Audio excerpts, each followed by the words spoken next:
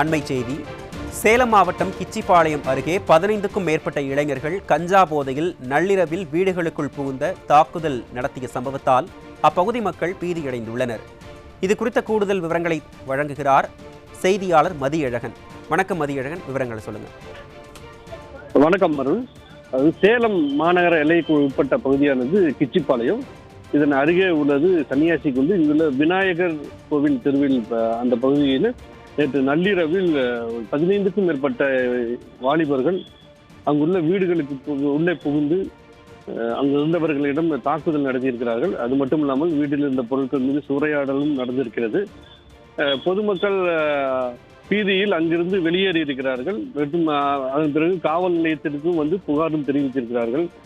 என்னவென்றால் அந்த பகுதியில் கஞ்சா புழக்கம் அதிகமாக இருப்பதாகவும் அதனை கஞ்சா பயன்படுத்தக்கூடிய வாலிபர்கள் அங்குள்ள பள்ளிக்கு செல்லக்கூடிய சிறுவர்களிடமும் கஞ்சாவை பயன்படுத்த வேண்டும் என்று நிர்பந்தம் பண்ணி அவர்களை பயன்படுத்த செய்து அவர்களுடன் சேர்ந்து பொழுதை கழிக்கவும் இந்த சம்பவம் தான் அடிக்கடி நடந்து கொண்டிருக்கிறதாக அந்த பகுதி மக்கள் பல முறை காவல் நிலையத்தில் தகவல் தெரிவித்திருக்கிறார்கள்.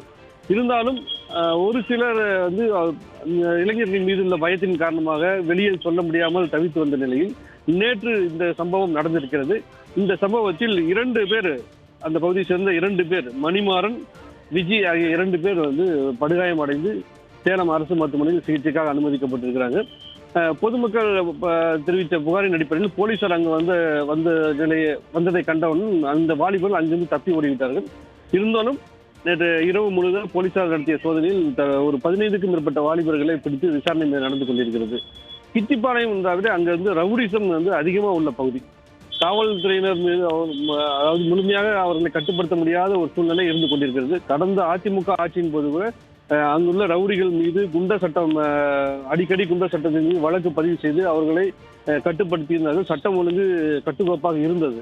ஆனால் தற்போது எங்கு பார்த்தாலும் போதைப் பொருட்கள் புழக்கம் அதிகமாக இருப்பதன் காரணமாக சட்ட ஒழுங்கு சீர்கேடும் அதிகரித்து வருகிறது.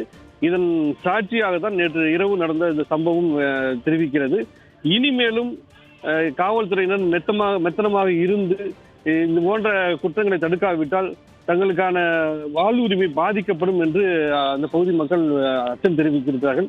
காவல்துறையினரும் இது தீவிரமாக களம் இறங்கி ரவுடிகளை அவர்களை கட்டுப்படுத்துவதற்கான நடவடிக்கை மேற்கொள்ள வேண்டும் என்றும் கோரிக்கை விடுத்திருக்கிறார்கள். அருண்,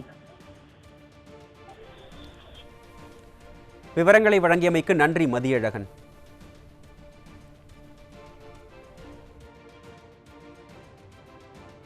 கஞ்சா, போதை மாத்திரை, குடி போதை எல்லாமே ஒழிக்கணும் சார் இந்த ஊருக்குள்ள. இங்க மட்டும் இல்ல, ஒட்டுமொத்த தமிழ்நாட்டுக்குமே நான் சொல்றேன் சார். இந்த மாதிரி இருக்கிறதுனாலதான் பசங்க கெடுறானுங்க. இன்னைக்கு வந்தவனுங்க எல்லாருமே கஞ்சா போதையில தான் வந்தானுங்க. ஒவ்வொருத்தரும் அப்படி ஈரப்பழைய குடிச்சிட்டு எடுத்துக்கிட்டோம் சார். அடிக்கிறோம், வெட்டுறோம். பொம்பளைக்கு நாங்க என்ன பண்ணுவோம் நினைச்சு பாருங்க. ஒரு பிள்ளைங்க ஒரு நிமிஷம் பாருங்க.